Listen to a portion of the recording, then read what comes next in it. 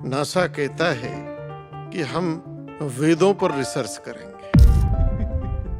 आज तक कभी भी नासा ने ये नहीं कहा कि हम बाइबल पे रिसर्च करेंगे, हम कुरान पे रिसर्च करेंगे। कभी नहीं, मेरी जानकारी में तो नहीं। समुद्र मंथन वास्तव में क्या है कि समुद्र मंथन सृष्टि से भी पहले की रचना है, जिसे आप जान नहीं पा रहे, वो अभी अध्यात्म है। यहाँ हर चीज विज्ञान से जुड़ी हुई है, क्योंकि विज्ञान में भी ज्ञान शब्द है, अध्यात्म इससे आगे है।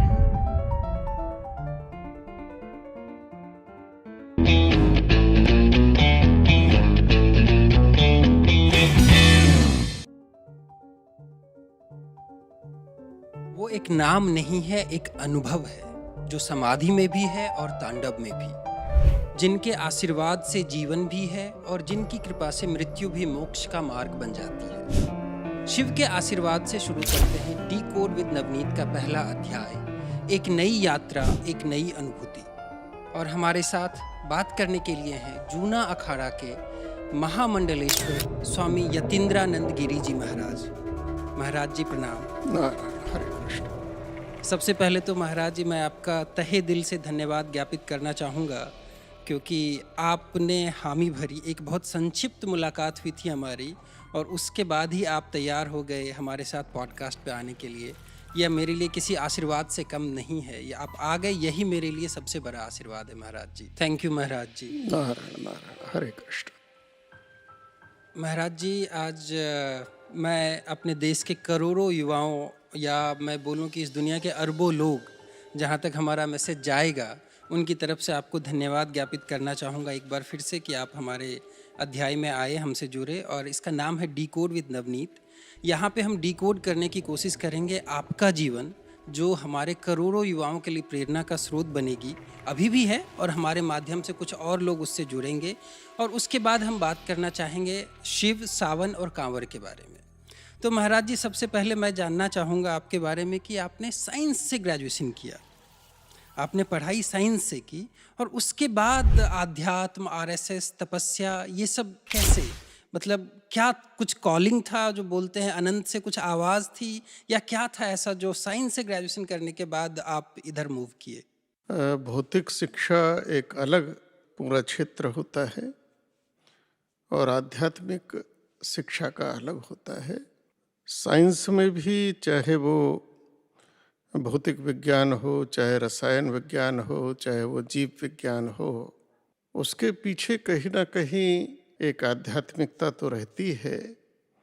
विज्ञान भी निरंतर उस आध्यात्मिकता की खोज में लगा हुआ है कि इन सब चीज़ों के पीछे का कारण क्या है।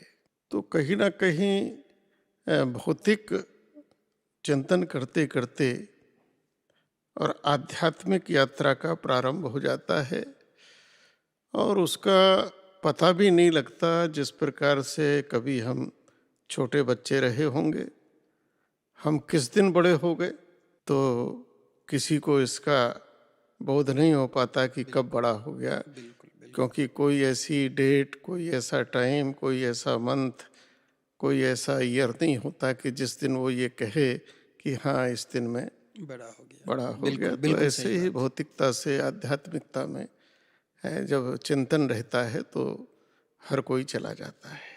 तो उसी में, क्योंकि बचपन से ही कुछ ऐसी फीलिंग्स रहती हैं, और हमारे महापुरुषों ने और हमारे शास्त्रों ने यह भी संकेत दिए हैं कि यह यात्रा कोई एक जीवन की नहीं होती, ये कई जीवन की यात्रा है, जन्म जन्मांतर की, और कई जन्मों में जाकर ये पूर्ण भी होती है। बिल्कुल। तो कहीं ना कहीं पूर्व जन्मों के कोई संस्कार जो इधर खींच लाए, तो प्रारंभिक जीवन, एक लंबा जीवन आरएसएस में प्रचारक के नाते रहा। लेकिन आरएसएस की जो साधना है वो राष्ट्र साधना और समाज साधना है, तो उसके बीज तो आज भी हैं, लेकिन कहीं ना कहीं अंतर गहरे में आध्यात्म के बीज तीव्रता के साथ जब अंकुरित होने लगे, तो फिर आरएसएस के उस सामाजिक राष्ट्र जीवन को छोड़कर मैं और आगे आध्यात्मिकता की ओर मैं बढ़ गया और आध्यात्मिकता ने मेरे को खींच लिया और मैं सन्यास में आ गया। स्वामी जी, आरएसएस का भी जो आज के डेट में या पिछले कई वर्षों से आरएसएस भी एक बहुत महत्वपूर्ण भूमिका निभा रहा है हमारे समाज में, हमारे देश में। आपने 14 वर्षों तक आरएसएस में संघ का अपना सेवा दिया वहाँ पे। तो उसके बारे में कुछ बताएंगे कि वो कैसा रहा, और 14 वर्ष ये सिर्फ इत्तेफाक है, या राम का भी 14 वर्ष और आपके भी 14 वर्ष, राम को भी ख्याति उन 14 वर्षों में दोगुनी हो गई थी, या क्या है ये? वो कैसा अनुभव था वो? देखिए, राष्ट्रीय स्वयंसेवक संघ एक राष्ट्रवादी संगठन है बिल्कुल। और उसके साथ साथ राष्ट्रीय स्वयंसेवक संघ सनातन धर्म की मूल अवधारणा से जुड़ा है। सनातन धर्म, उसकी जो प्रकृति है वो सबको अपने में समा लेने वाली है। जी। वो किसी समाज विशेष की नहीं है।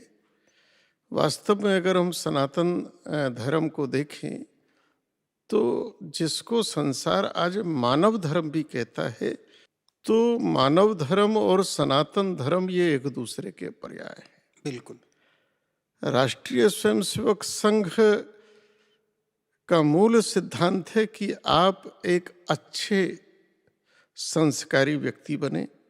आप जिस राष्ट्र, जिस समाज और जिस देश में रहते हैं, उस समाज के प्रति, उस देश के प्रति, उस परिवार कुटुंब के प्रति आप समर्पित भाव से रहें, एक सच्चे नागरिक आप बने।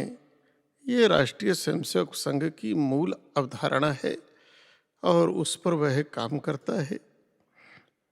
और इस देश के अंदर बड़ी मात्रा में, चाहे वो शिक्षा का क्षेत्र हो, चाहे सेवा का क्षेत्र हो, राष्ट्रीय स्वयंसेवक संघ लगा हुआ है। और हजारों की संख्या में ऐसे लोग जिन्होंने उच्च शिक्षा प्राप्त की है और अपना जीवन समाज सेवा, राष्ट्र सेवा के लिए उत्सर्गित कर दिया है, आज भी लगे हुए हैं।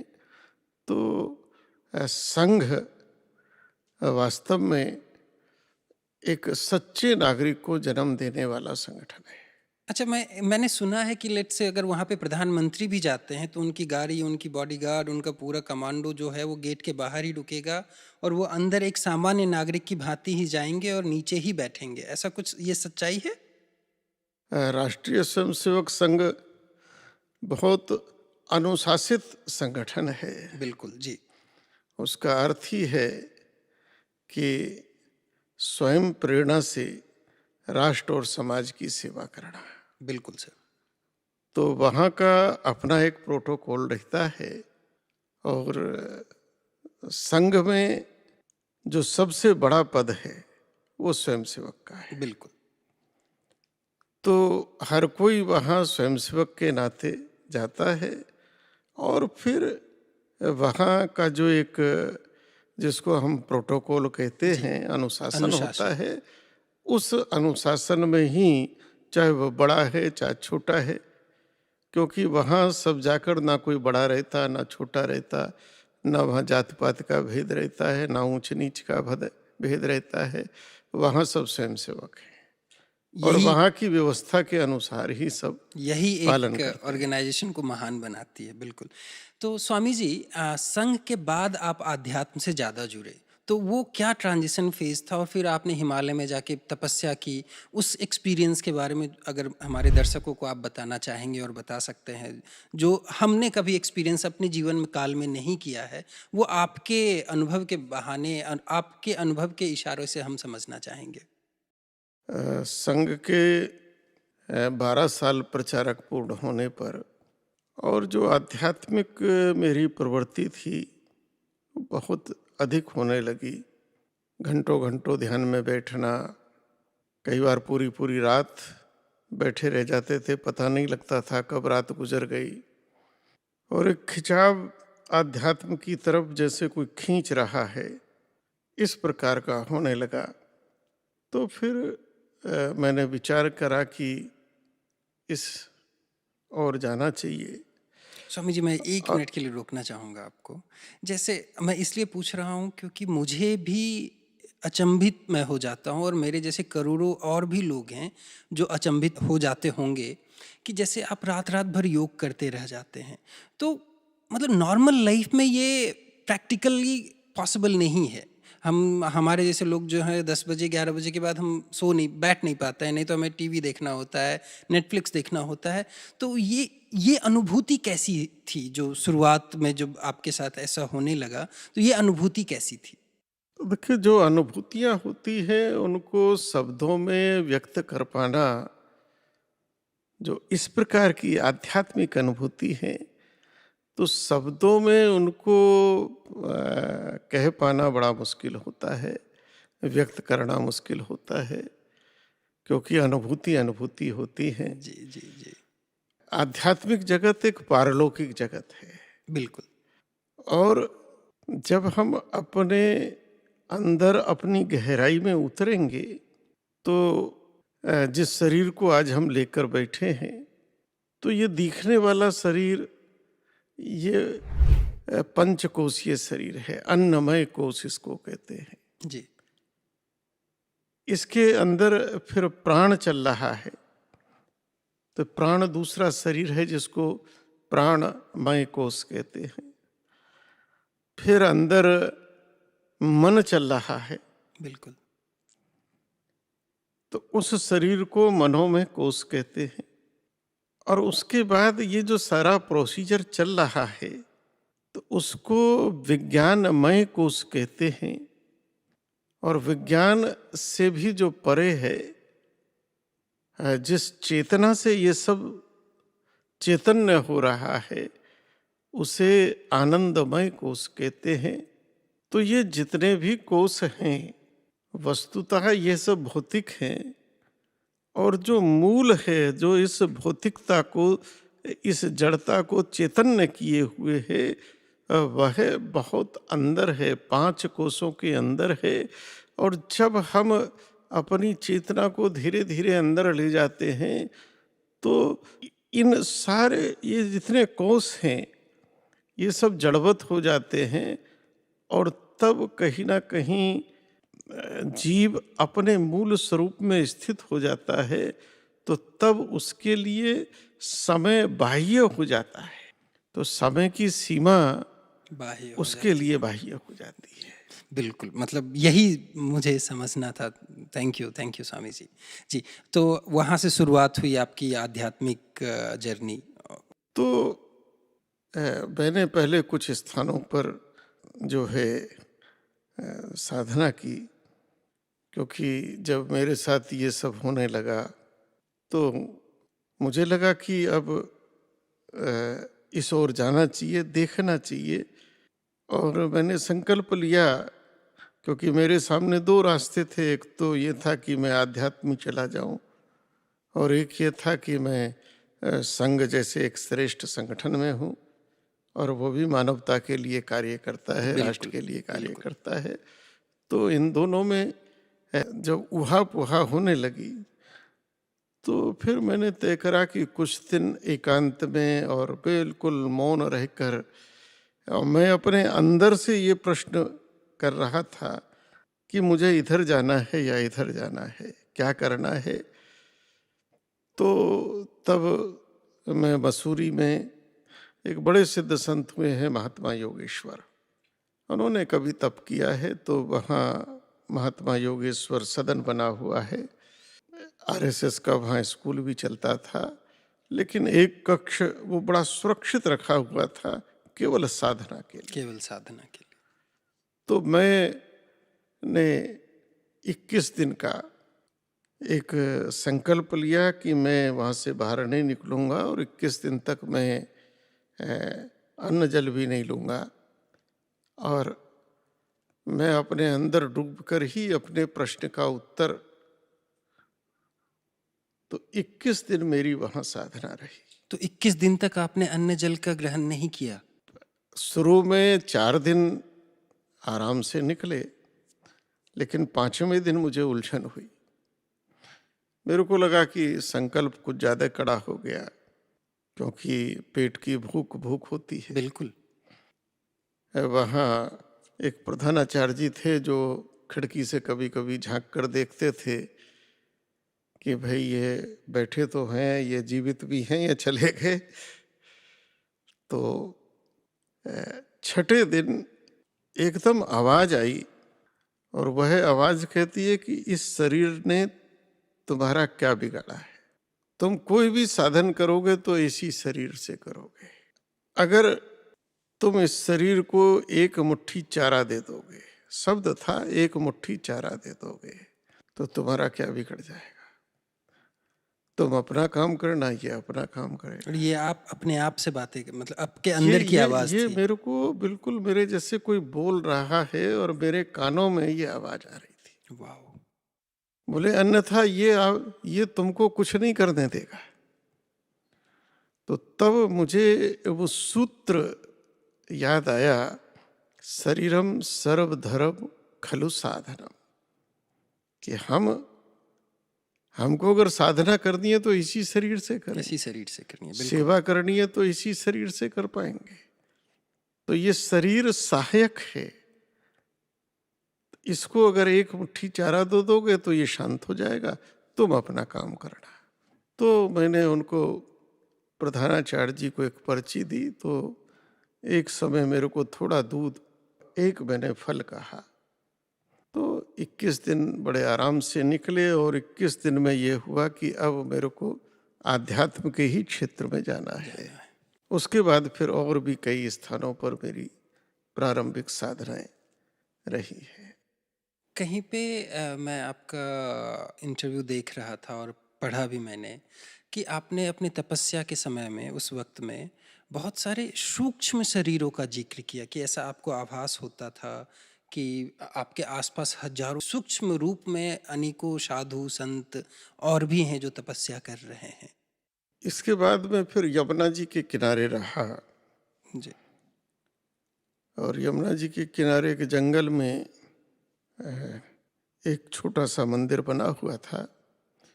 गांव बस्ती वहाँ से कई किलोमीटरों दूर थी। ये यमुना जी से पत्थर निकालने वाले जो होते हैं, ये खनन वाले, जी। उस समय बैलगाड़ियों से, भैंसा गाड़ियों से निकालते थे। तो मैं दिन में तो पूरा मैं साधना में रहता था, रात को फिर मंदिर की छत पे रहता था और केवल फल अन्न में उस समय ग्रहण नहीं करता था। तो उस समय बहुत अनुभूति हुई और कई बार ऐसा लगा कि जो जंगल में विचरण करने वाले पशु हैं, जी। चूँकि वहाँ कभी कभी हाथी भी घूमते थे और लेपर्ड, तेंदुआ घूमता था और छोटे मोटे तो बहुत घूमते थे। रात्रि में हम अपना छत पे रहते थे तो मैं देखता था बड़े आराम से, वो देखा है कोई है और चले जाते थे। और कई तो ऐसे थे कि फिर रोज आते थे। ओके। तो धीरे धीरे मेरे को ऐसी अनुभूति होती थी कि हमारी भौतिक नज़र में ये पशु दिख रहे हैं, लेकिन ये भी कोई ऊंचाई को प्राप्त अवस्था की चेतना है। इसके बाद जब मैं हिमालय में गया, बद्रीनाथ से ऊपर जो नीलकंठ पर्वत है, जी। वहाँ एक गुफा में हम रहे, 8 महीना वहाँ रहे। एक वहाँ जापानी बाबा भी थे जो 27 साल से वहाँ थे। उस गुफा के अंदर हमसे बस थोड़ा ऊपर उनकी गुफा थी। तो उन 8 महीनों में बड़े अनुभव रहे। तो उससे भी पहले सन 1982 में जो अनुभव थे वो फिर लौट कर नहीं आ सके। 82 में हम गंगोत्री गए थे और जब गंगोत्री गए तो वहाँ एक बंगाली महात्मा मिले, बोले गौमुख चलते हैं। तो उस समय उन्मुक्त जीवन था और शरीर भी अच्छा स्वस्थ था, तो गौमुख चले गए। और गौमुख से बात हुई कि तपोवन चलते हैं। और ये जैसे आप गोमुख गए तो वो कितने दिन की यात्रा रही होगी? गौमुख तो गंगोत्री से एक दिन में पहुंच एक जाते दिन में हैं। पहुंच जाते हैं। तो वहाँ रात्रि में लाल बाबा का भोजीबासा में आश्रम है, तो वहीं रुके थे। अगले दिन हुआ कि तपोवन चलते हैं। गौमुख से ग्लेशियर के ऊपर रास्ता है और आगे तपोवन है ऊपर। और उस समय वहाँ लगभग 12 के आसपास महात्मा रहते थे और एक बड़ी सिद्ध कर्नाटक वाली माता जी भी रहती थी। और वो अनेक वर्षों से वहीं रह रहे थे। तो ग्लेशियर के ऊपर को चलते चलते वहाँ गए, 2 दिन रुके। वहाँ फिर एक मद्रासी बाबा मिला, उसने वहाँ कहा कि बद्रीनाथ चलते हैं। हमने भी घर परिवार तो छोड़ दिया था, संघ के प्रचारक हो गए थे। जी बिल्कुल। कोई ऐसा, चलो भाई। तो ऊपर ही ऊपर के मार्गों से, और ये सारी यात्राएं आप पैदल कर रहे थे? हाँ पैदल। वहाँ कौन सा, वहाँ तो कौन सी मोटर, ग्लेशियर के ऊपर से ग्लेशियर जा के रहे ऊपर से जा रहे थे। वो जीवन कैसा था? हम इसके बाद हम उस पे भी आएंगे। जी। तो 3 दिन में हम वहाँ से और बद्रीनाथ उतरे। वो जो दृश्य था हिमालय का, वो अभी भी आंखों में बसा हुआ है।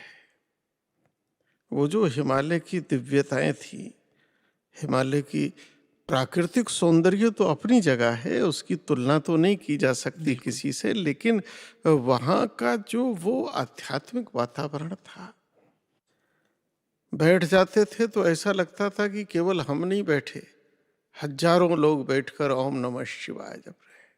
Oh my God. जो वहाँ के वाइब्रेशन थे, 25 साल पहले तक ये वाइब्रेशन केदारनाथ में हमने खूब अनुभव करे हैं, बैठते ही। और ऐसा ध्यान लगता था, और लगता था कि हजारों लोग बैठे हैं और ओम नमः शिवाय जप रहा है। आज केदारनाथ में भी दुर्भाग्य से वो वाइब्रेशन समाप्त हो गया है, क्योंकि इतना आवागमन बढ़ गया है। उन 3 दिनों में, क्योंकि वो जो मद्रासी बाबा थे उनको मालूम था, वो आते जाते थे। जी। कोई गांव नहीं, कोई बस्ती नहीं, पहाड़ बर्फ से ढके हैं। वहाँ मनुष्य का कोई मतलब नहीं, सब नीचे, काफी नीचाई पर। लेकिन हर जगह कोई ना कोई संत की गुफा मिली। हमको तो ये था कि रात में कहाँ रुकेंगे, गांव ने, उन्होंने कहा नहीं, हो जाएगा। हो जाए। कोई ना कोई संत बैठा, धुना लगाए। और आश्चर्य ये है कि संत के पास वहाँ साधन सब, चाय भी, कॉफी भी, बिस्किट भी, नमकीन भी, अच्छे साधन, और सब कुछ उसके धुने धुने में ही बनना है, और उतनी ऊंचाई पे, जहाँ मनुष्य का आवागमन नहीं। मनुष्य का आवागमन नहीं। तो रेयर थे कि हम लोग जा रहे हैं। तो मैं आज भी आश्चर्यचकित हूँ कि वो व्यवस्थाएं जो हम कहते हैं संतों के पास रिद्धि सिद्धि होती है, वो वहाँ थी। वो वहाँ थी। तो हम आकर उतरे।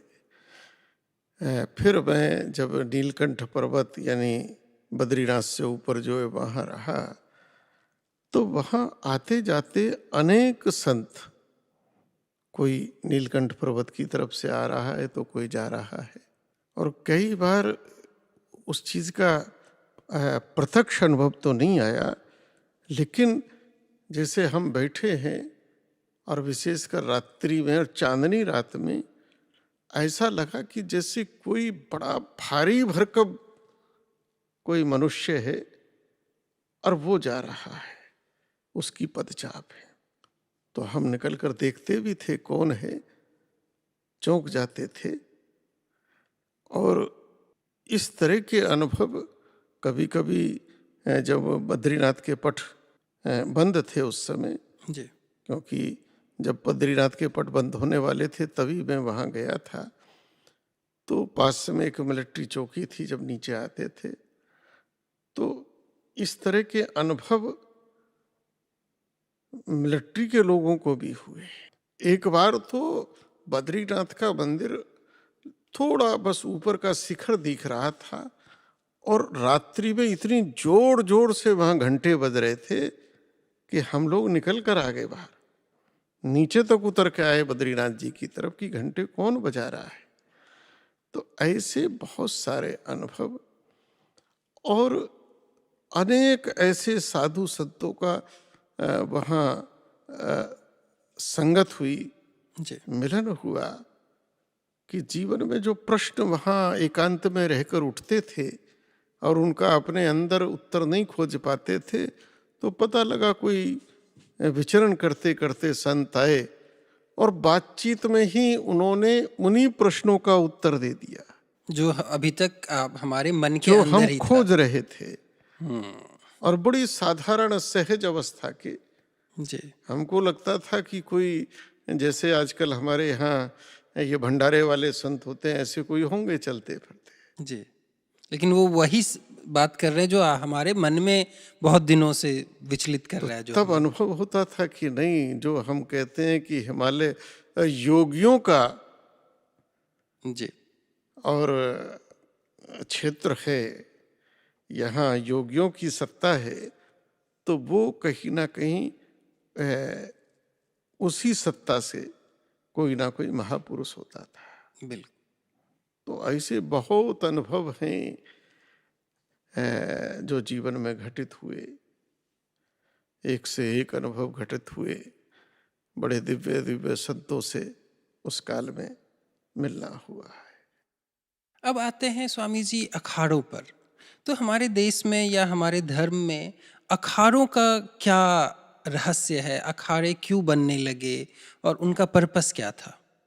वहाँ से लौटने के बाद फिर, क्योंकि अनेक संतों ने, जब मैंने गुरु के संदर्भ में पूछा कि भाई मुझे सन्यास लेना है, जी तो मुझे सन्यास कहाँ लेना चाहिए, तो अनेक ऐसे दिव्य महापुरुषों ने मेरे को हरिद्वार भेजा और कहा कि इस समय जिन्होंने भारत माता मंदिर की स्थापना की है वो इस युग के एक महापुरुष हैं और आपको उनसे जाकर सन्यास लेना चाहिए।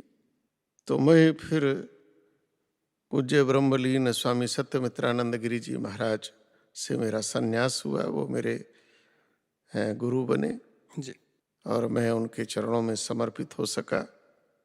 इसके बाद चूँकि गुरु जी अखाड़ों से जुड़े थे, जी तो मैं थोड़ा अखाड़ों को समझ पाया। जी तो ये अखाड़े जो हैं, ये बेसिकली एक धार्मिक सेना है। ओके। जिस समय आदि शंकराचार्य महाप्रभु और उस समय के उनके बाद के भी महापुरुषों ने, उनको ये अनुभूति हो गई कि आने वाला समय कहीं ना कहीं सनातन पर विदर्भियों के प्रहार का समय होगा जी और अकेले राजा उस लड़ाई को नहीं लड़ पाएंगे, क्योंकि राजा लोगों के आपसी मतभेद होंगे, उनकी आपसी फूट होगी और जो विधर्मी भारत पर आक्रमण करेगा तो वो केवल भारत के ऐश्वर्य को, संपदा को लूटने की भावना नहीं होगी, भारत की संस्कृति को भी मिटाने की उनकी चेष्टा होगी। बिल्कुल, एब्सोल्युटली। तो भारत की संस्कृति को बचाने के लिए संस्कृति के जो ध्वजवाहक संत हैं, सन्यासी हैं, साधु हैं, उनको संघर्ष करना पड़ेगा। तो तब ये अखाड़ों की रचना हुई और अखाड़े धार्मिक सेना के रूप में इनका विकास हुआ, स्थापना हुई। और जो हमारी सनातन धर्म में हमने परमात्मा के जिस स्वरूप को भी स्वीकार किया है या जिस स्वरूप की भी भावना की है, हमने प्रत्येक स्वरूप के हाथ में कोई ना कोई शस्त्र दिया है। बिल्कुल जी। तो हमारी सनातन संस्कृति, सनातन धर्म शस्त्र और शास्त्र दोनों की रक्षा अनुपालन करता है। अनुपालन कर शस्त्र से राष्ट्र और समाज की रक्षा होती है और शास्त्र से धर्म की रक्षा, धर्म का संवर्धन होता है, संस्कृति का संवर्धन होता है। तो अखाड़ों में बाकायदा शस्त्र और शास्त्र दोनों का अभ्यास था और अखाड़ों ने अपने समय इन धर्म स्थलों की रक्षा के लिए बड़े बड़े युद्ध किए हैं जी और लाखों लाखों की संख्या में हमारे नागा साधुओं ने अपना बलिदान इन युद्धों में किया भी है।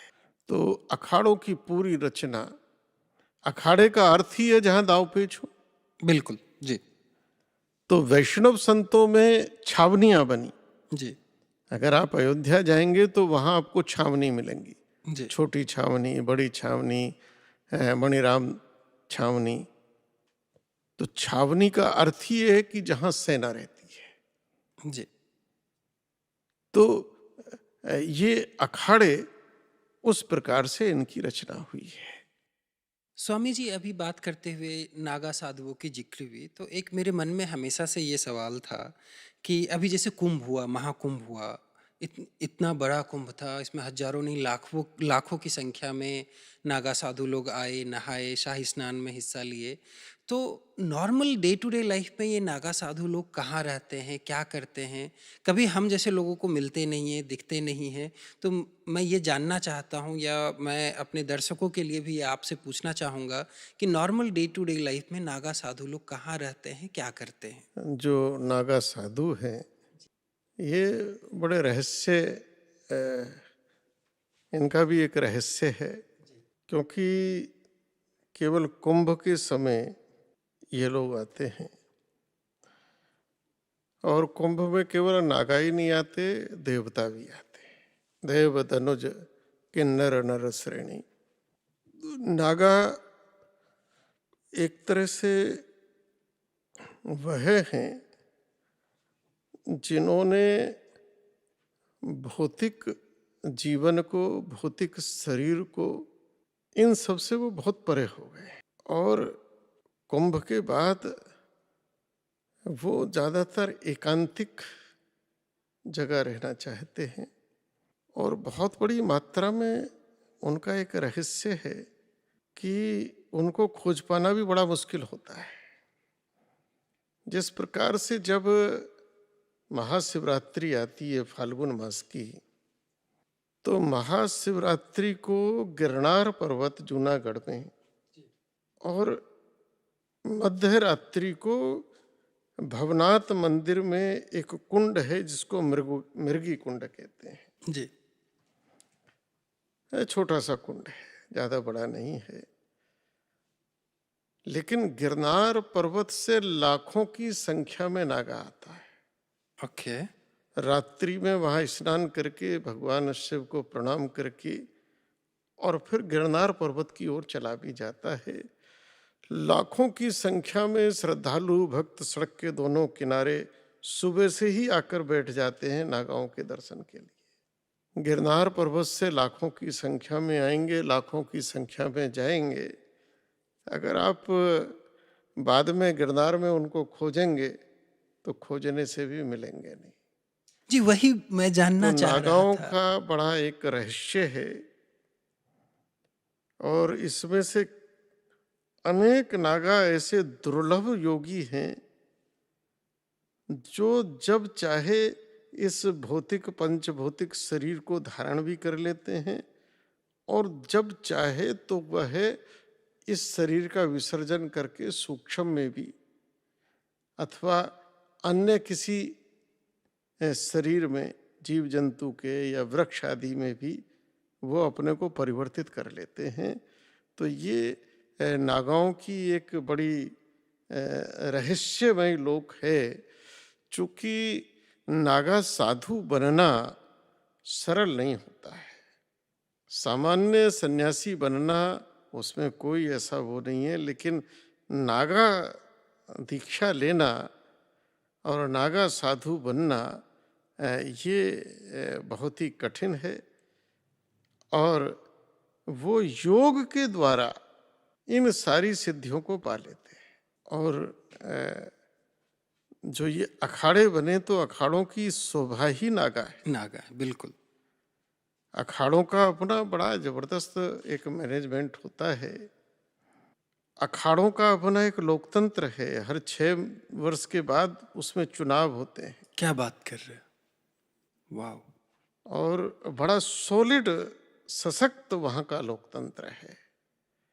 और जैसे मैंने कहा था कि अखाड़े एक सेना का रूप हैं। जी जैसे सेना में भिन्न भिन्न रेजिमेंट होते हैं, जी कहीं गोरखा रेजिमेंट है तो कहीं जाट रेजिमेंट है। जी इस प्रकार से, इसी प्रकार से ये जो अलग अलग अखाड़े हैं, इनको आप उस सेना का रेजिमेंट मानिए कि जूना अखाड़ा, निरंजनी अखाड़ा, महानिर्वाणी अखाड़ा, इनके अपने अपने देवता हैं, अपनी अपनी देवियां हैं, अपने अपने इनके निशान हैं, अपनी अपनी इनकी ध्वजाएं हैं। तो इनका पूरा सेटअप वैसा रहता है। और जब कुंभ आता था तो कुंभ में देश का राजा वो व्यवस्था करता था कि बेशक हम राजा हों लेकिन हमारे ये साधु संत महाराजा हैं। बिल्कुल। इसलिए राजा जलूस के आगे झाड़ू लगाता चलता था, जल छिड़कता चलता था, और साधु संतों को हाथियों पर, उनका पालकियों जुलूस में, निकलता है। रथों पर बैठाकर कि नहीं, धर्म हमसे ऊपर है। तो ये, और कुंभ में जैसे प्रत्येक देश अपना शक्ति प्रदर्शन करता है। भारत 26 जनवरी को करता है जी गणतंत्र दिवस की परेड में। तो ऐसे ही अखाड़े कुंभ में अपनी शक्ति का प्रदर्शन दर्शन करते हैं, करते हैं। जो आज भी परंपरा है। तो नागा एक रहस्य का लोक है और साधना की बड़ी ऊंची अवस्था है। जी बड़े एक से एक सिद्ध नागा, एक से एक सिद्ध तपस्वी। तो ज्यादातर वो उन रहस्यमयी जगह चले जाते हैं जहां मनुष्य अभी, साधारण मनुष्य अभी पहुंच नहीं पा रहा है। नहीं पा रहा, और कुंभ में वो सब आते हैं। आते हैं। तो नागाओं को समझने के लिए नागा बनना पड़ेगा उनको जानने के लिए। जी, बिल्कुल बिल्कुल। जी स्वामी जी, मेरी नज़र में जैसे समुद्र मंथन के समय सारे देवताओं ने अमृत का पान किया तो वो देव कहलाए, भगवान शंकर ने विष का पान किया तो वो महादेव कहलाए। तो मैं और आपके माध्यम से अपने सारे दर्शकों को भी बताना चाहूँगा कि शिव क्या है। शिव के अनेकों रूप हैं। कोई शिव को अपने रूप से देखता है, कोई शिव को किसी और रूप से देखता है। मेरे नज़र में अगर शिव को पूछेंगे तो शिव वो है जिनको आप किसी भी चीज़ की ज़रूरत है, आप शिव से मांग लो, शिव दे देंगे। लेकिन आज के बहुत सारे लोग शिव को नशा से जोड़ते हैं। आपकी नज़र में शिव क्या है? देखिए, वो जिनको आदिदेव कहा गया जी है, महादेव कहा गया है, वस्तुतः जो ब्रह्म है वही शिव है। जब इस प्रकृति में मनुष्य का जीवन आया और धीरे धीरे मनुष्य ने यह अनुभव किया कि भाई कोई शक्ति है, कोई महाशक्ति है। जब उसने देखा प्रचंड बादल आते हैं जी तो उसको लगता यही महाशक्ति है। उन बादलों को पूजा इंद्र के रूप में। कहीं प्रचंड तेज हवाएं आई, वो बादलों को भी ले गई। तो उनको लगा कि नहीं, वायु जो है ये महाशक्ति है। जी कहीं ना कहीं अग्नि की जब खोज हो गई, प्रकट हो गई, और अग्नि के प्रभाव को देखा कि अग्नि सब कुछ जला देती है, तो मनुष्य को लगा कि यही महाशक्ति है। बिल्कुल। कहीं ना कहीं पानी गिरा और उसने अग्नि को बुझा दिया तो जल को महाशक्ति। वैसे तो पंच जो तत्व हैं, चाहे आकाश हो, चाहे वायु हो, चाहे अग्नि हो, चाहे जल हो, चाहे पृथ्वी हो, ये अपने आप में ब्रह्म है, इसलिए पूर्ण है और पूर्ण सत्य है। जी।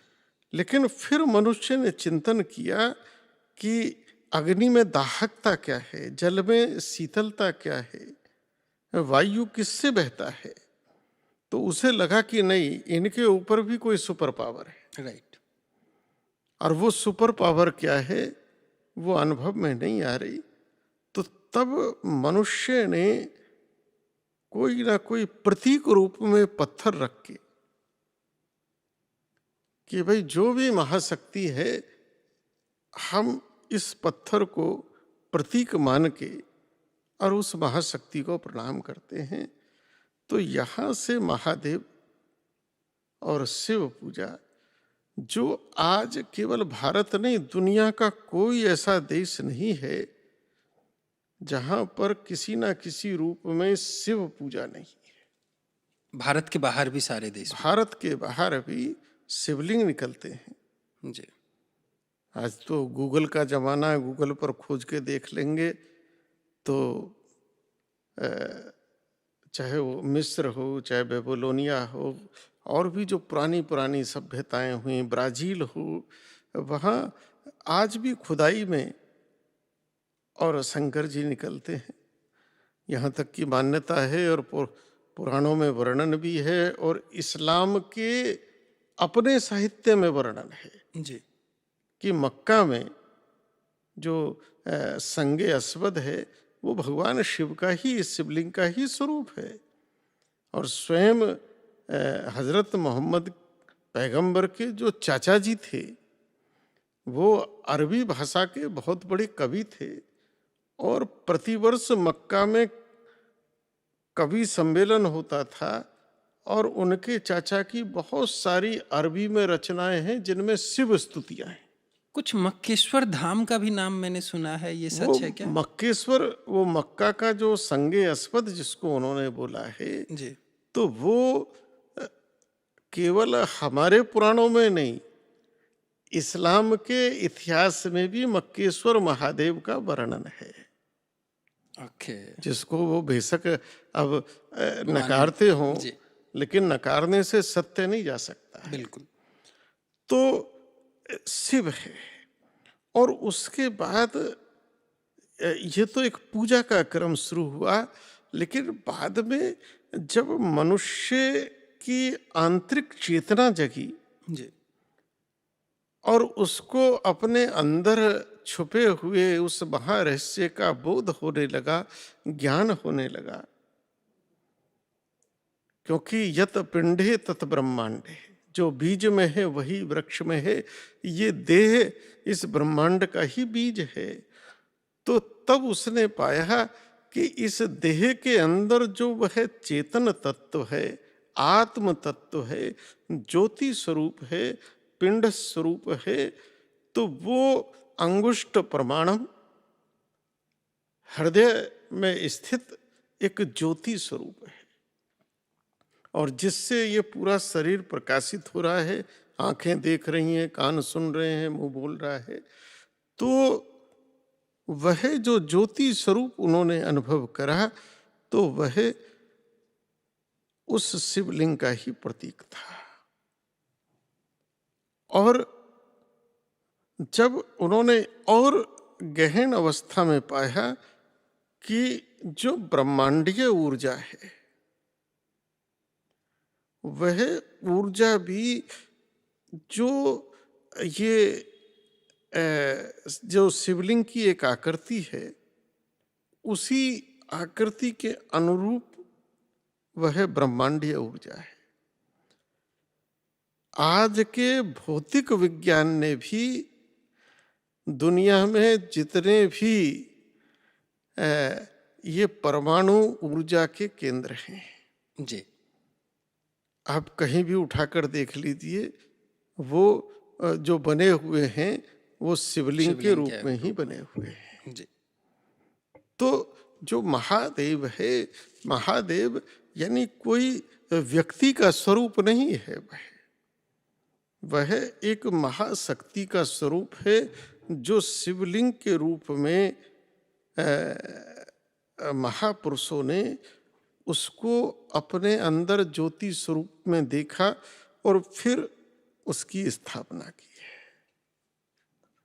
तो जो शिव है, शिव इस सृष्टि का परम तत्व है, कारक तत्व है। उस शिव तत्व से ही सृष्टि है, उत्पत्ति है, उस शिव तत्व से ही सृष्टि का संचालन है और उस शिव तत्व से ही सृष्टि का फिर अपने मूल स्वरूप में विसर्जन है। शिव का ये नशे वसे ये सब बेकार की बातें हैं। और नशे को शिव तो छोड़ो, संसार का कोई भी शास्त्र नशे का समर्थन नहीं करता, नहीं करता है, बिल्कुल भी नहीं। कोई भी संप्रदाय नशे का समर्थन नहीं करता। तो ये तो विकृति है। जी इस विकृति को शिव के साथ जोड़ा तो ये अपने आप में बहुत दुखद पहलू है। शिव का इससे कुछ लेना देना नहीं है। और जो ये विष तत्व है, जी समुद्र मंथन वास्तव में क्या है कि समुद्र मंथन सृष्टि से भी पहले की रचना है। ओके। समुद्र मंथन को अगर हम गहराई से समझना चाहें, समुद्र मंथन का अर्थ ये नहीं कि समुद्र को लिया और उसमें पहाड़ डाल के शेषनाग। मंथन का अर्थ है विचार। विचार।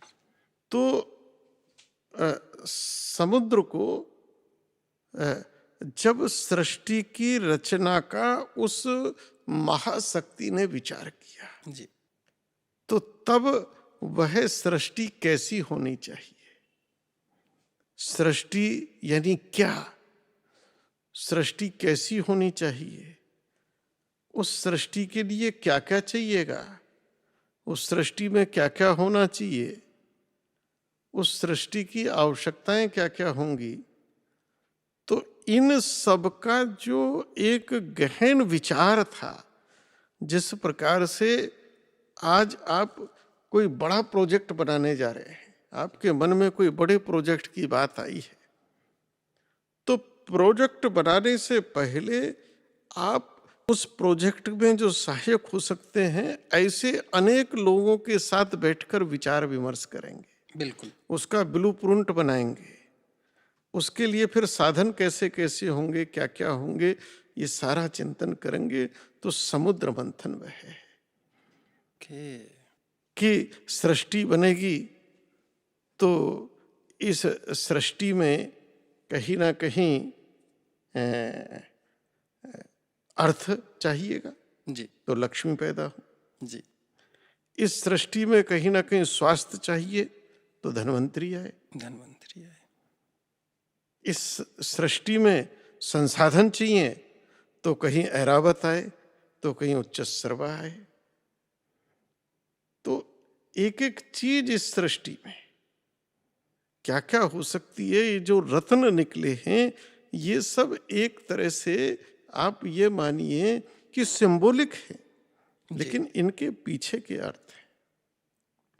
इस सृष्टि में, इस सृष्टि का जो सर्वोत्तम, इस विचार मंथन का जो सर्वोत्तम होगा वह अमृत होगा। वह अमृत होगा। लेकिन इसके साथ साथ कहीं ना कहीं विषय विकार भी होगा। जी तो वह जो इस सृष्टि में जो नकारात्मक होगा, जी उस नकारात्मक का समन कौन करेगा? क्योंकि अमृत की चाहे तो सबको हो सकती है। बिल्कुल। मान लो यहाँ एक बड़ा कार्यक्रम हो रहा हो, तो अच्छा अच्छा काम करने के लिए तो सब तैयार हो जाएंगे, लेकिन इस काम में कुछ ऐसे भी काम होंगे, साफ सफाई का काम है, जी कौन करेगा? तो आसानी से हर कोई तैयार नहीं नहीं होगा। तो जो समाज के विष का भी समन कर सकता है वही शिव हो सकता है। जो समाज की बुराई को भी आत्मसात कर ले वही शिव है। शिव कोई सामान्य नहीं है जिसको कोई स्वीकार करने को तैयार नहीं, जो उसको भी स्वीकार कर ले। इसलिए ये जो विष है, तो जो हम जब शंकर जी शिव के चरित्र की व्याख्या करते हैं तो तब हम कहते हैं शंकर जी की बारात। हाँ, और उस बारात का जब वर्णन करते हैं तो समाज के वो उपेक्षित लोग, वो निचले पायदान पर खड़े लोग जी, जिनको कोई अपने बराबर में बैठाना भी बैठने नहीं नहीं चाहता है, बिल्कुल। विष तत्व है क्या? यही तो है, और क्या है विष तत्व? लेकिन जो इनको भी मान दे। जी, शंकर जी के भाल पर जो चंद्र है, तो सामान्य धारणा है कि अर्धचंद्र, ये जो चतुर्थी का चंद्र होता है, इसको देखने से भी पाप लगता है, इसलिए कोई देखता नहीं है उसको। लेकिन शंकर ने उसको स्वीकारा है, सर पे रखा, स्वीकारा ही नहीं, सर पे सर रखा। पे रखा। तो शंकर ने शिव तत्व एक ऐसा तत्व जो सर्वग्राह्य है, सबको आत्मसात कर लेने वाला है। तो शिव इस सृष्टि का परम तत्व है और अंत में सबको शिव में ही मिलना है। इसलिए शिव ने अपना स्थान भी शमशान बनाया, शमशान बनाया कि अंत तो वही है। अंत वही है। शिव ने अपना आभूषण भी चिता की भस्म बनाया है कि तुम्हारा जो जीवन का परम सत्य है वो यही है कि 2 मुट्ठी राख में तुम बदलोगे। तो शिव, इसीलिए संतों ने और हमारे आद्य जगत गुरु शंकराचार्य ने तो शिव जी की जो स्तुति की है, जी, अनेक प्रकार से स्तुतियां की हैं। चिदानंद रूपो शिवो हम शिवो। हम शिव। तो शिव परम तत्व है, नशा विकृति है। नशे का शिव तो क्या, किसी भी शास्त्र से कोई संबंध नहीं है। कोई संबंध नहीं है। तो मैं आज ये बोल सकता हूँ कि ये जो भी है, जो भी लोग शिव को नशे से, शिव को गांजा से जोड़ते हैं, वो ढोंग है, वो आडंबर है, उसकी कोई सच्चाई नहीं है। धन्यवाद स्वामी जी। स्वामी जी, अब मैं आना चाहूँगा सावन पे।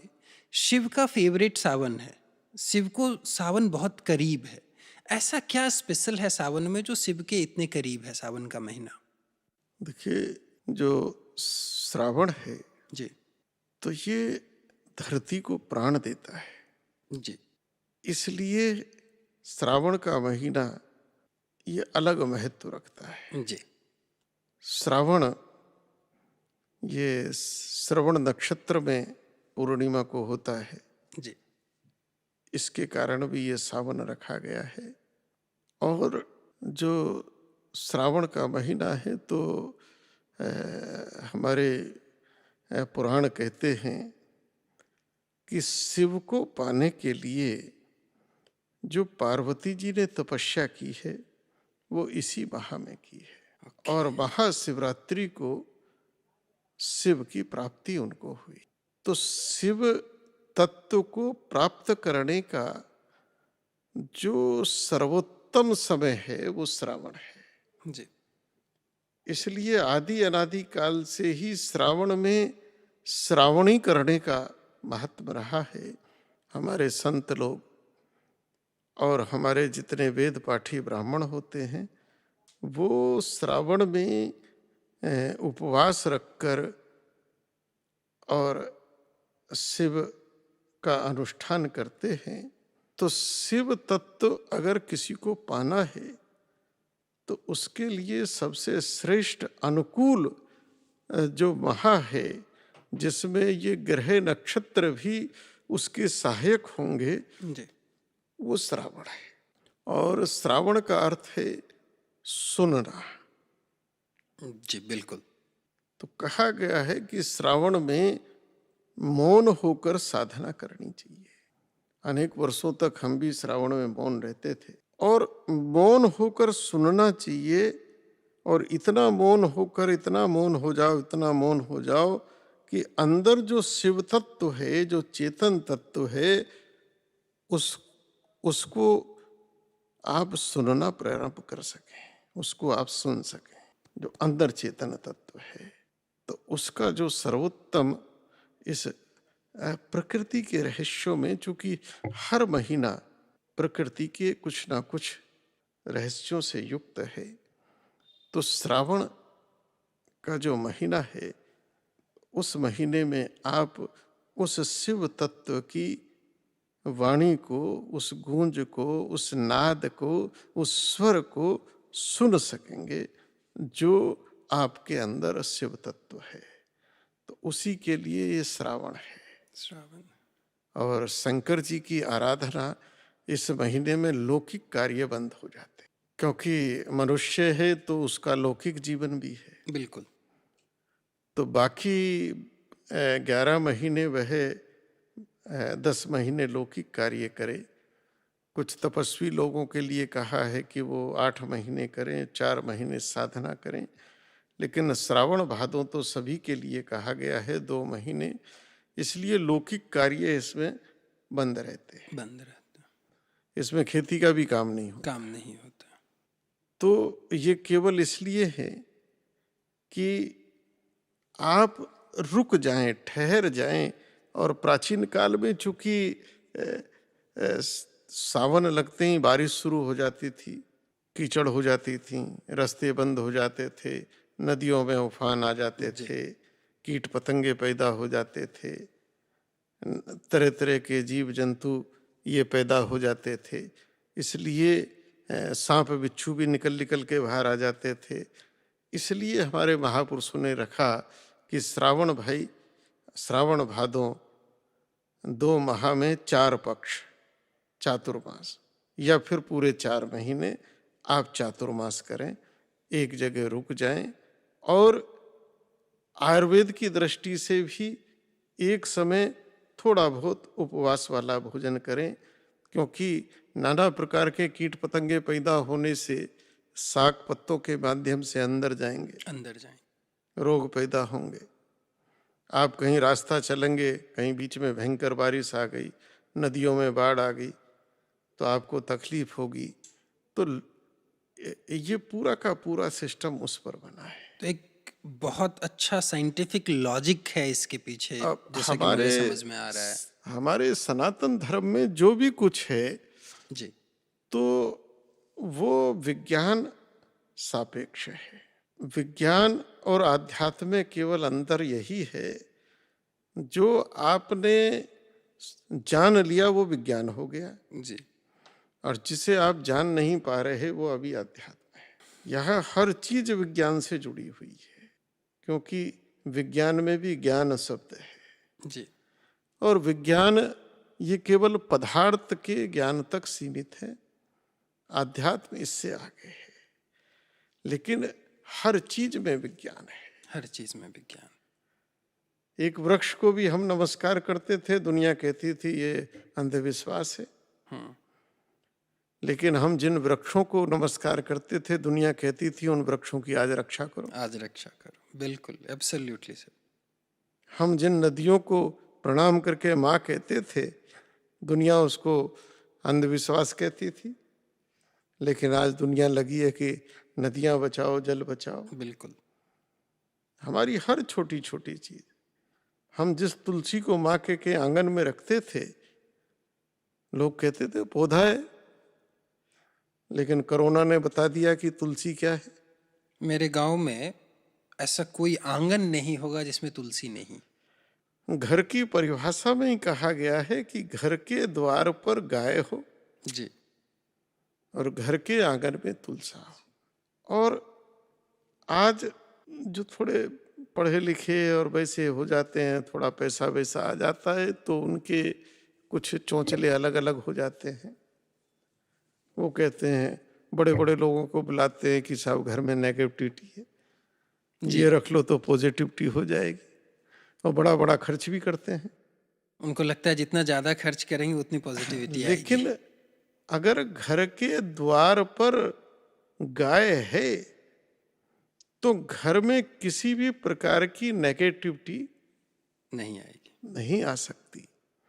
आप सारा दिन कहीं काम करके आए हो तो बहुत सारा ऐसा सूक्ष्म जगत है जिसे हम ऊपरी हवा कह देते हैं, प्रेत कह देते हैं, लेकिन वो जगत है। बिल्कुल। कई बार लोगों की नजर लगती है। जी। तो आप आए हैं और आपने गाय को देखा, या गाय के हाथ सर पीठ पर हाथ फेर दिया, या गऊ का दर्शन हो गया, तो आपने देखा अलग, गऊ ने आपको देख लिया। गऊ के देखने मात्र से जितना भी आपके ऊपर इस प्रकार का है वो उसी क्षण नष्ट हो जाएगा। इसलिए गाय का स्थान घर का द्वार कहा गया। घर का द्वार कहा गया। तुलसी जी आंगन में चाहिए।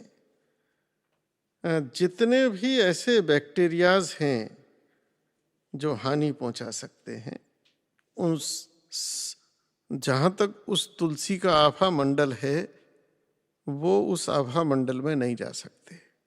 आज का विज्ञान इसको सिद्ध कर रहा है, और हमारी ये परंपरा में था, बिल्कुल, हमारे संस्कारों में था।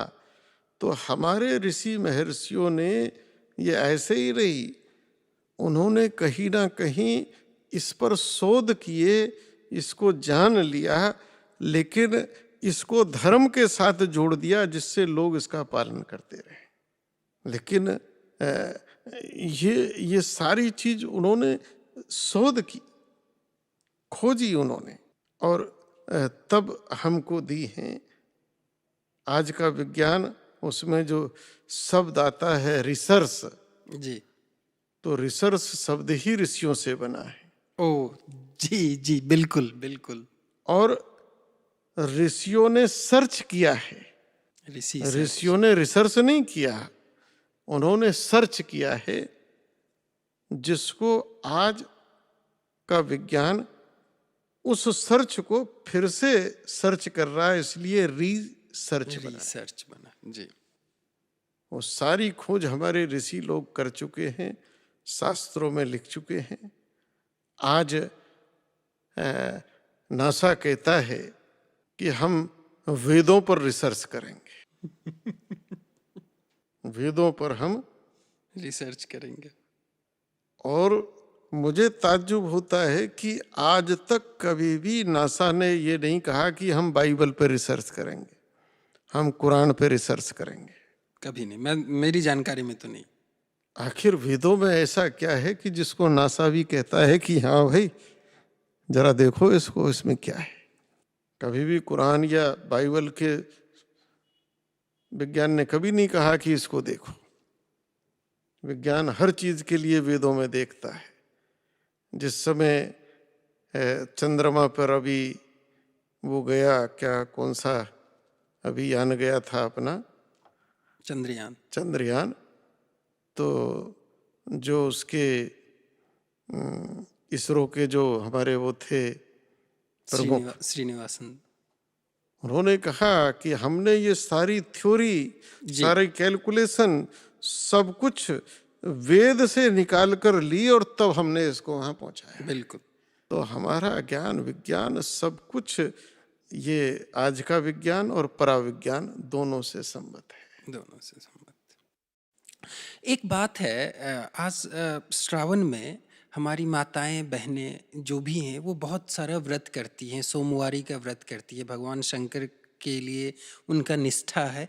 वो कितना जरूरी है और उससे कितना फायदा होता है? हमारे यहाँ चूंकि माँ शब्द की ही अवधारणा अपने आप में अद्भुत है। बिल्कुल। और माँ जो है धरती को भी, नदी को भी, इन सबको माँ का रूप दिया है जी। गौ को भी माँ का रूप दिया है। तो माँ के अंदर कोई ना कोई बात है तभी वो माँ है। बिल्कुल। तो माँ की जो ये सात्विक उपासनाएं होती हैं, ये कहीं ना कहीं जो परिवार है उस परिवार को प्रभावित करता है। जी। ये केवल उपवास नहीं है, उसकी साधना है, उसकी तपस्या है।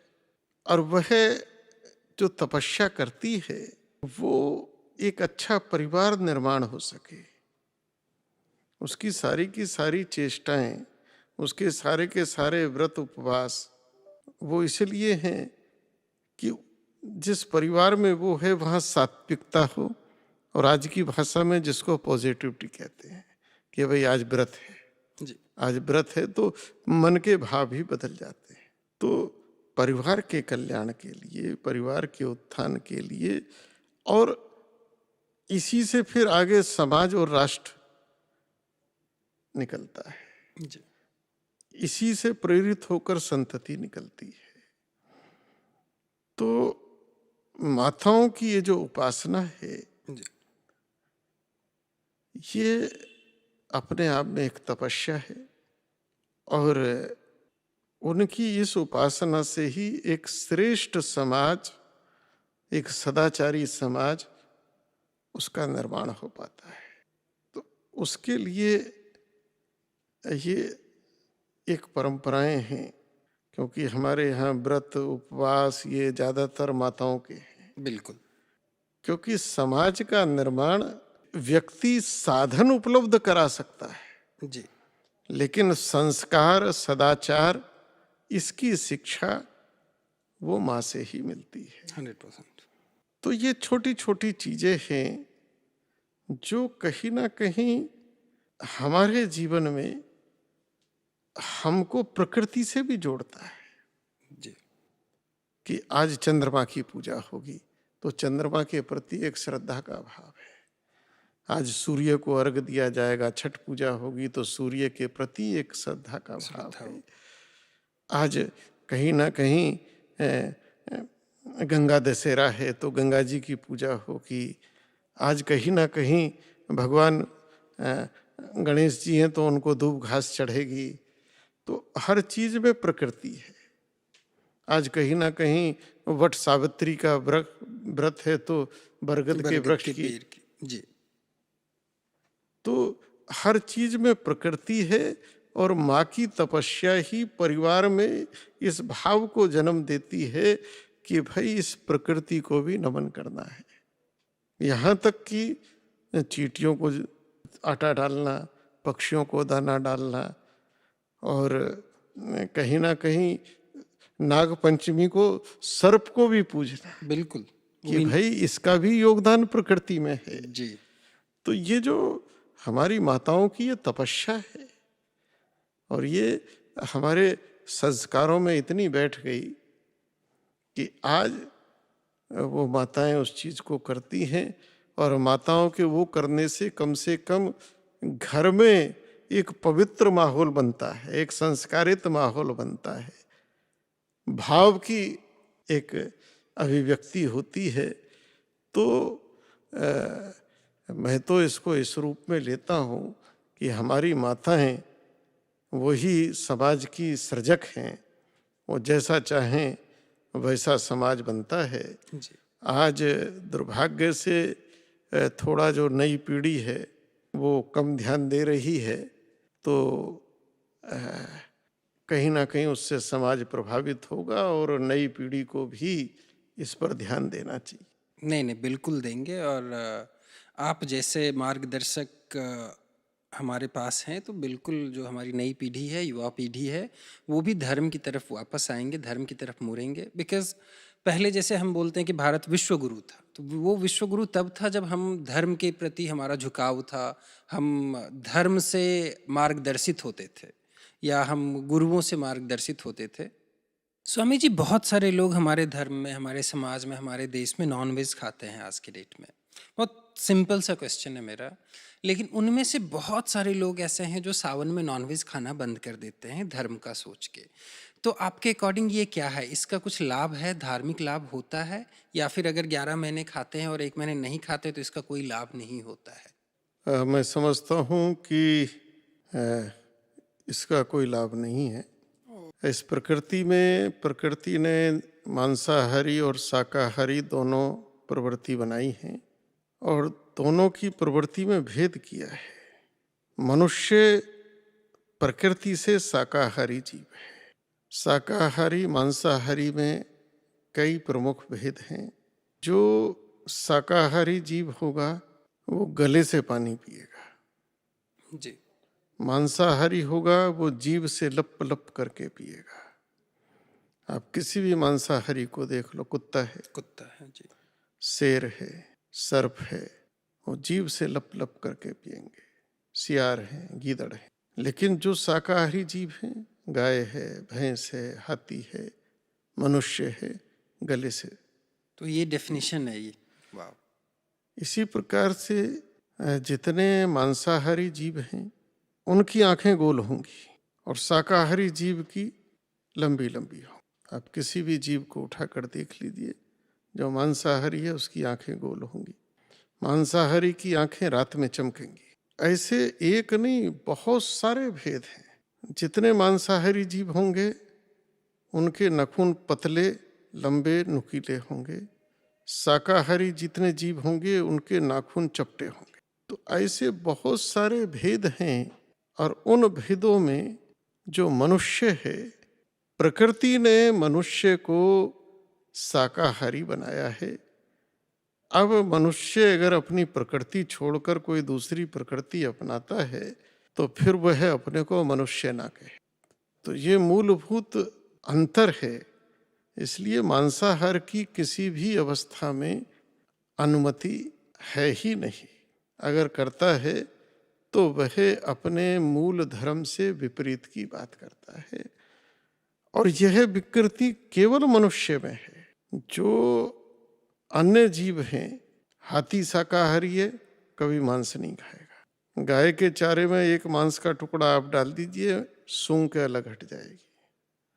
शेर भूखा मर जाएगा, घास नहीं खाएगा। लेकिन मनुष्य वो जो अपने धर्म से गिर जाता है वो कुछ भी कर सकता है। उसके लिए कुछ भी कहना हमारे लिए तो उचित नहीं है। और जब उसको लगता है कि भाई सावन में या मंगलवार को या गुरुवार को नहीं खाना चाहिए, इसका मतलब वो कहीं ना कहीं मान रहा है कि ये ठीक नहीं है, ये उचित नहीं है, ये अच्छा नहीं है। बिल्कुल बिल्कुल। और जब मान रहा है तो फिर उसको अपने जीवन का हिस्सा बनाए। फिर वो गलत का क्यों साथ कर रहा है? जो सही है उसको अपने आचरण सही को अपने आचरण में लाए। जी बिल्कुल बिल्कुल। स्वामी जी, आजकल या हर श्रावण महीने में कांवर का एक अपना महत्व होता है। सबसे पहले मैं आपके माध्यम से समझना चाहूँगा और हमारे दर्शक भी समझना चाहेंगे आपके माध्यम से कि ये कांवर होता क्या है। हम देखते हैं या हम जानते हैं कि लोग हरिद्वार से या गंगा में कहीं से जल उठाते हैं और शिवलिंग पे डालते हैं, लेकिन इसका क्या महत्व है? ये ऐसा लोग क्यों करते हैं और इसकी प्रथा कहाँ से शुरू हुई थी? एक तो श्रावण के महीने में जो वस्तु पदार्थ भगवान शिव को अर्पण होता है, तो शिव भक्ति का, शिव पूजा का जो शास्त्र है वह है कि शिव को जो अर्पण हो जाए वो चंडाल का है। शिव को जो अर्पण किया गया है, चढ़ाया गया है, बाकी भगवानों को जो चढ़ता है वो प्रसाद बन जाता है जी, वो सबको बांटा जाता है। लेकिन शिव को जो अर्पण हो गया वो फिर मनुष्य का नहीं है, वो चंडाल का है। शिव को अर्पण किया हुआ किसी को खाना नहीं चाहिए, क्योंकि वह चंड का होता है। चंड का होता है। सावन के महीने में वह पदार्थ जो हमारे अनुकूल नहीं है वो सब शिव को अर्पित किए जाते हैं। उसमें नदियों का जल भी है जी, क्योंकि नदी को हमने माता कहा है, बिल्कुल।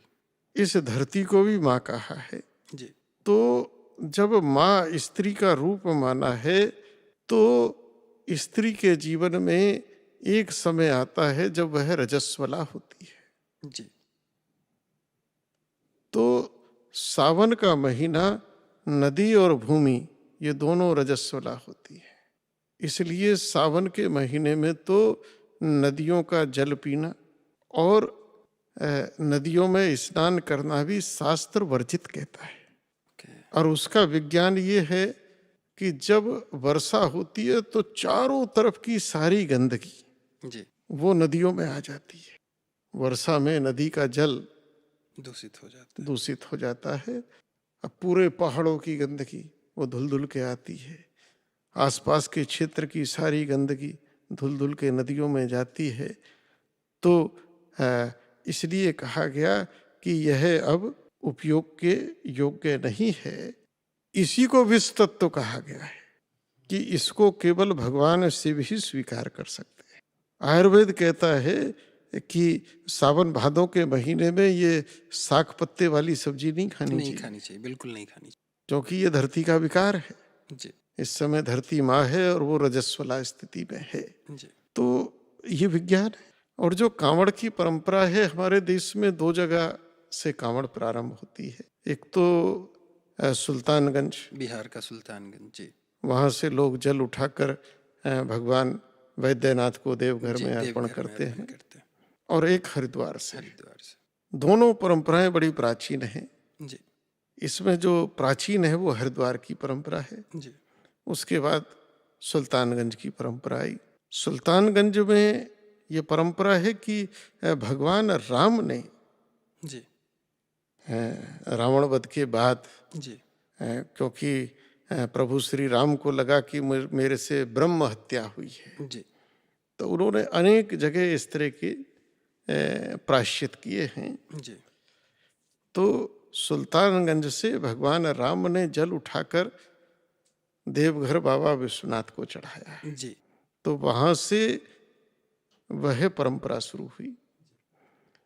और यहाँ से भगवान परशुराम जी ने, जो राम से भी पहले उन्होंने यहाँ से जल लिया। और मेरठ में जो पुरा महादेव है, वहाँ शंकर जी की उन्होंने स्थापना की और वहाँ वह जल चढ़ाया। तो इन 2 घटनाओं से कांवड़ की परंपरा शुरू हुई है। और दोनों जगह एक आप रहस्य देखेंगे कि दोनों स्थानों के कांवड़ियाओं के स्वभाव में अंतर है।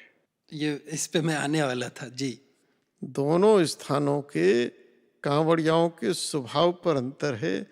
बाबा धाम का जो कांवड़िया है बड़ा मर्यादित है, बड़ा शांत है, बड़ा सहनशील है। जी लेकिन हरिद्वार का कांवड़िया वो वैसा नहीं है। जी तो उसका कारण है कि बाबा धाम में जो कांवड़ की परंपरा है वो प्रभु श्री राम, मर्यादा पुरुषोत्तम श्री राम के द्वारा है, इसलिए राम की पूरी मर्यादा वहाँ दिखती है।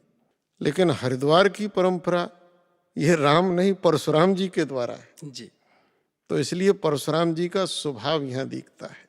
यहाँ के कांवड़ियाओं को आप अगर कोई ना छेड़े जी तो वो अपनी मस्ती में चले जाएंगे। जी लेकिन अगर कोई छेड़ देता है, उनके साथ कोई छेड़खानी की घटना हो जाए किसी तरह की, तो फिर वो परशुराम हो जाते हैं, परशुराम जी आ जाते हैं। जी तो सहज भाव में वो सहज ही रहते हैं। जी लेकिन जब कपड़े धोने लगा धोबी कहने लगे। और ये केवल भारत नहीं, ये पूरे विश्व में हुए। जी अगर हम पाश्चात्य में देखेंगे, वहाँ शूमेकर, जो दुनिया का बड़ी तेज कार चलाने वाला था, जी क्या नाम था उसका, वो शूमेकर। जो ये अब्राहम लिंकन थे, ये शूमेकर थे इनके पिताजी। तो वहाँ के टाइटल देखेंगे, कारपेंटर, टेलर, पेंटर, वहाँ ये टाइटल हैं। जी दारू वाला, बाटली वाला। तो दुनिया में ये चले, केवल भारत नहीं है। कर्म के आधार पर जो जो कर्म कर रहा है, उस कर्म के आधार पर वो जाति कहलाने लगी। कालांतर में ये व्यवस्था जड़ हो गई। मान लो आज कोई कपड़ा सीन लाए, दर्जी कह ले, लेकिन कल को अगर वो लोहार का काम करने लगे तो अब उसकी जाति लोहार होनी चाहिए। बिल्कुल। कुम्हार कोई दूसरा धंधा करने लगे, लकड़ी का काम करने लगे, तो उसको बढ़ई कहना चाहिए। लेकिन ये जड़ हो गई। वस्तुतः अगर हम शास्त्रोक्त परिभाषा देखें तो कबीर दास जी कर्म से जुल्हाया हैं, जी लेकिन वर्ण से ब्राह्मण हैं। जी कर्म से जुल्हाया हैं, वर्ण से, चूंकि उनमें ब्राह्मण वाले गुण हैं। संत कबीर।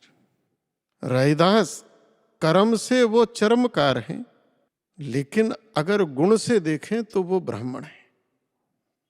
जी तो समाज में ये विकृति आई कि हमने शास्त्र की परिभाषा को शास्त्र के अनुसार न रखकर अपनी तरह से मोड़ दिया, और ये जातियों का कुचक्कर पैदा हो गया। मुगल काल और अंग्रेज, इन्होंने आके इसमें इतना खाद पानी डाल दिया, और अब की जो राजनेता हैं वो तो रोज इसमें खाद पानी डाल रहे हैं, क्योंकि उन्होंने तो जाति ही राजनीति का किया। हथियार बना लिया। जी तो आज की आवश्यकता यह है कि विशेषकर सनातन हिंदू समाज को अपने उस मूल पर लौटना होगा कि जहां कर्म से जाति थी लेकिन वर्ण से कुछ और थे, जी और ये व्यवस्था थी, भेद नहीं था। बिल्कुल। तो आज उसी की बात मोहन भागवत जी कर रहे हैं, बड़े बड़े महापुरुष कर रहे हैं, हम संत लोग भी उसी की बात कर रहे हैं। हमारे युवाओं को क्या मैसेज देना चाहेंगे स्वामी जी आप? ऐसा क्या करें हम जो वो वापस से धर्म की तरफ आएं? और कुछ गैप बनता जा रहा है धर्म और हमारे युवाओं के बीच, उसको कैसे फुलफिल किया जाना चाहिए?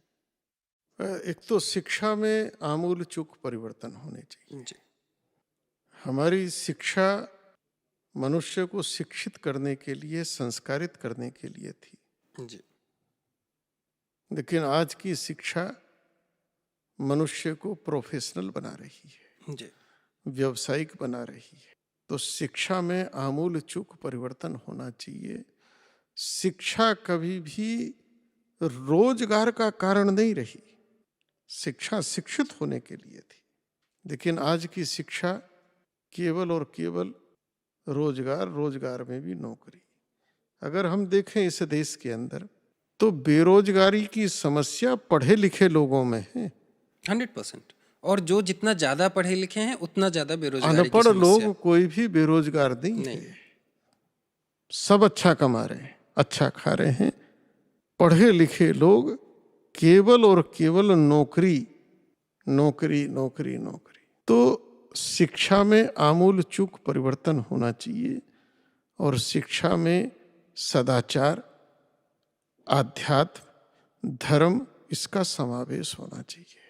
आज दुनिया की यूनिवर्सिटी भगवत गीता को अनिवार्य पाठ्यक्रम में जोड़ रही है। जी हमारे इस देश में दुर्भाग्य है कि सरकारी खजाने से मदरसे में कुरान तो पढ़ाई जा सकती है, लेकिन गीता नहीं पढ़ाई जा सकती स्कूलों में, रामायण या महाभारत नहीं पढ़ाया जा सकता।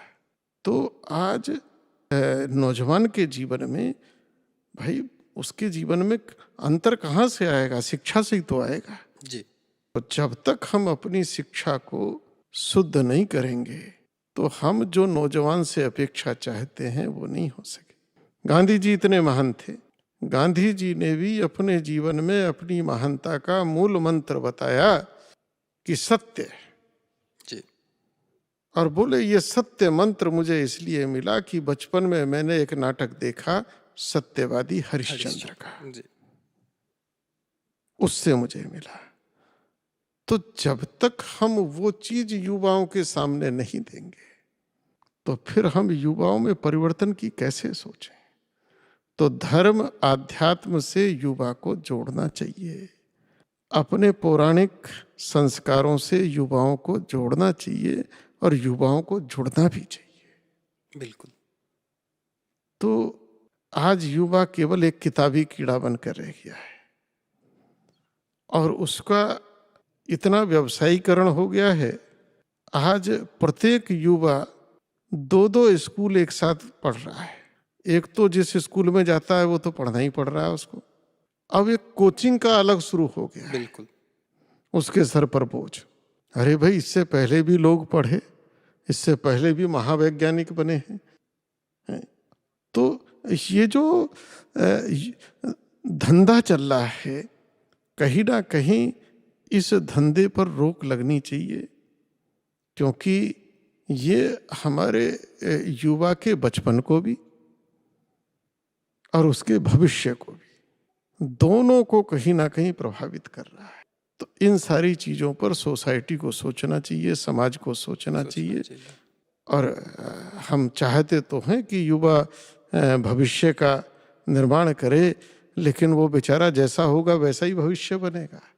एक आदर्श युवा बनाने की हमारी फैक्ट्री तो चालू होनी चाहिए जी।